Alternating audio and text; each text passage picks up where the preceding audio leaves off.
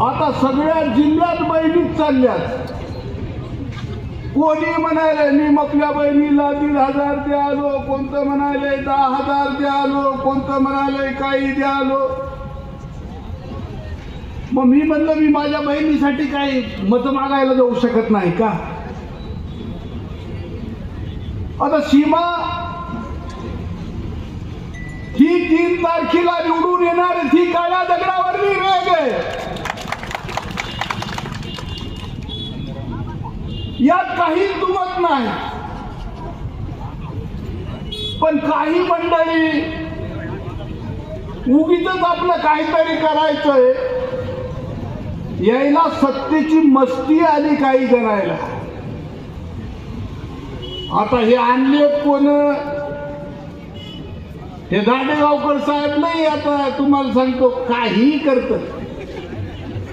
हे माग एक नावाचं आणलं शिवाजी जाधव, आणि आता एक हे आणलाय बाबा तुमच्या इथं तो भाऊच सगळे. कोणता राजू भाऊ, कोणता मुंदडा भाऊ, कोणता भाऊ, आणि हे भाऊ तर सगळंच खाऊ. अरे वारे वा भाऊ हे. आणि नंबर 1चा तोडतोय. आणि ते काढता आमच्यापाशी होतं का नाही? काल पसो रात्र पसो रात्र तुला चोरून नेलं पडू त्यांना.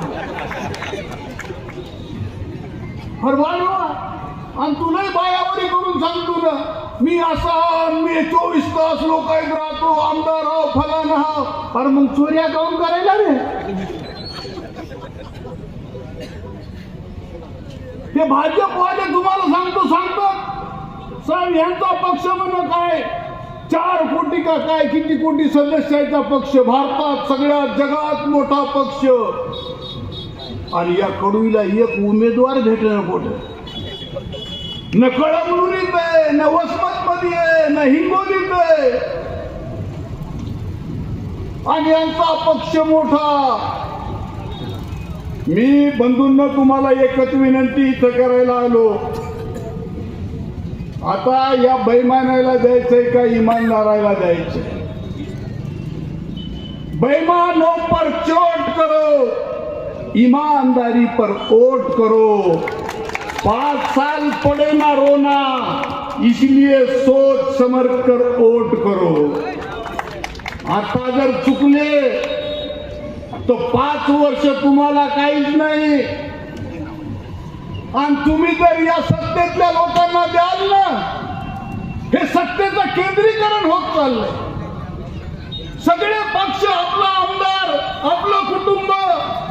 चाललंय काय? उद्या मला सांगा, इथल्या आमदाराची ही जर सीट आली तर उद्याला तुमचे घर सुद्धा तुम्हाला बांधता येणार नाहीत. त्याची वाळू घ्यावं लागल. आजच इकतंय ते.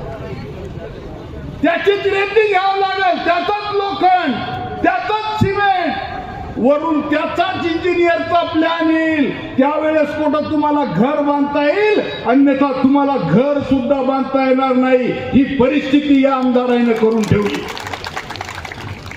अहो हे सगळे सारखे चट्टे बट्टे. ते आमच्या हिंगोलीतलंही तसलंच आहे. ते कळमनुरीतच त्याच्या उंची दाढी वाया गेलेली आहे. काय भांडणं लागलेत हिंगोलीत. अहो ते लहान लेकरं तरी भांडीत नाहीत गल्ली बोळात. तू असाच हास, तू तसाच हास, तुया हेच केलं, तुया तेच खाल्लं, तुया तेच पिलं, तुला येथच धरलं. अरे काय तुम्ही आमदार व्हा का व्हा कोण रे? आणि वाटलं मुख्यमंत्री काहीतरी बोलतील, ते त्याच्यावरून बहादर काहीच बोललं.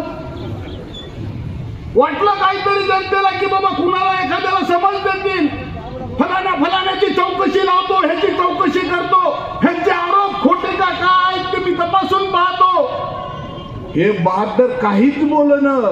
म्हणजे मला सांगा, त्या आमदारानं जे आरोप लावले 50 खोके एकदम ओके आहे का नाही? मग का बोलले नाही फडणवीस साहेब? तुमच्यात हिंमत असती ना या मुख्यमंत्र्यामध्ये, तर तुम्ही जनतेला शब्द द्यायला पाहिजे होता की जे आरोप आमच्या आमदाराने लावले त्याची चौकशी केल्याशिवाय राहणार नाही. अरे तूही तेवढाच निंदा आहात. सगळे सारखे झालेत तुम्हाला सांगतो. आता लोकांच्या समोर तर प्रश्न पडलाय, द्यावं तर कोणाला,